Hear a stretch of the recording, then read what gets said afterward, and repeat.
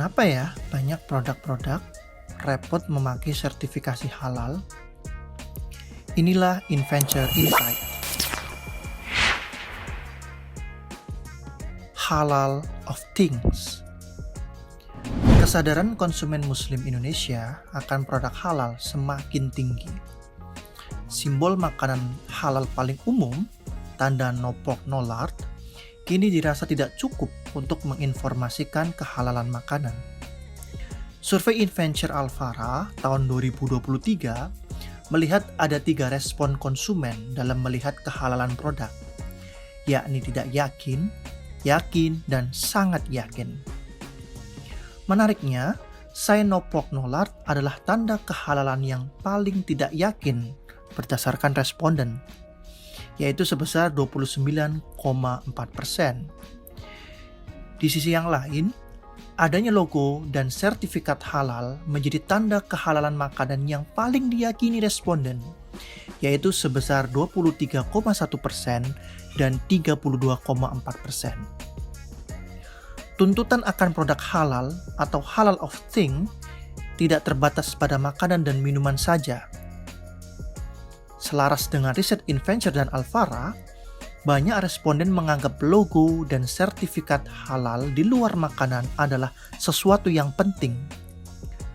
Contohnya, logo dan sertifikasi halal di obat-obatan dan vaksin. Sebanyak 58,7 responden menganggap hal itu sangat penting. Responden pun menganggap sangat penting logo dan sertifikat halal di skincare, yakni sebanyak 39,8%.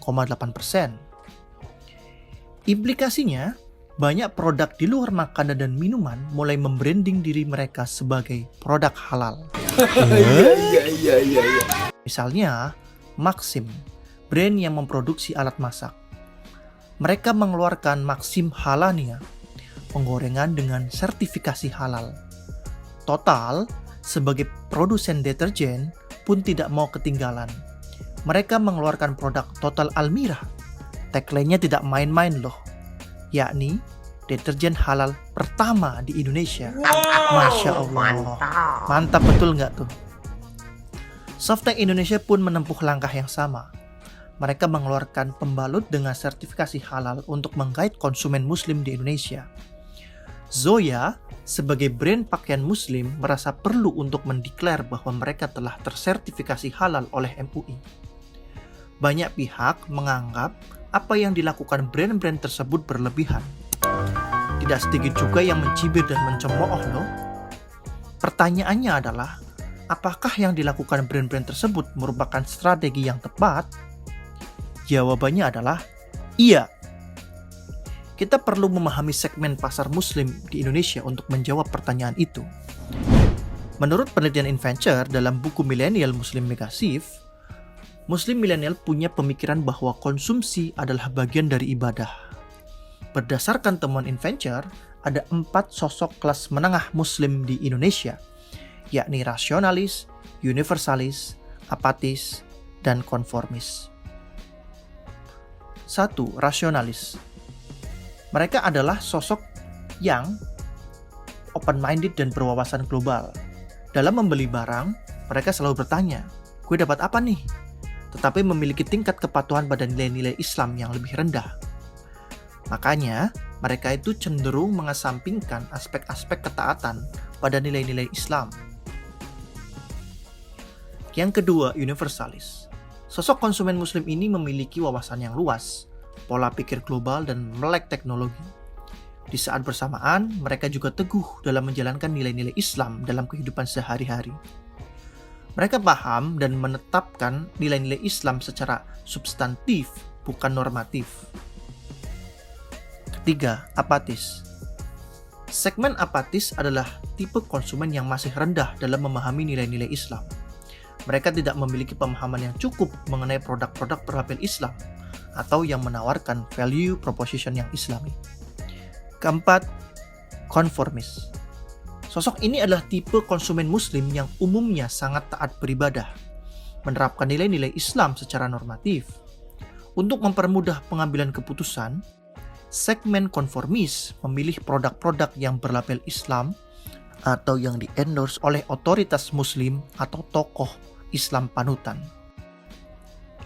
Kalau kita berkaca pada contoh-contoh kampanye produk yang disebutkan sebelumnya, segmen konformis ini paling menekankan bahwa produk yang mereka konsumsi harus comply to Islamic values. Rules-nya jelas, apapun produk dan layanannya, semua harus memakai label halal. Ini semacam menjadi mantra ajaib yang bisa menghipnotis konsumen muslim di segmen konformis. Produk dan brand akhirnya memanfaatkan celah untuk memasarkan ke segmen pasar konformis, terutama produk atau brand yang tidak punya unique value proposition.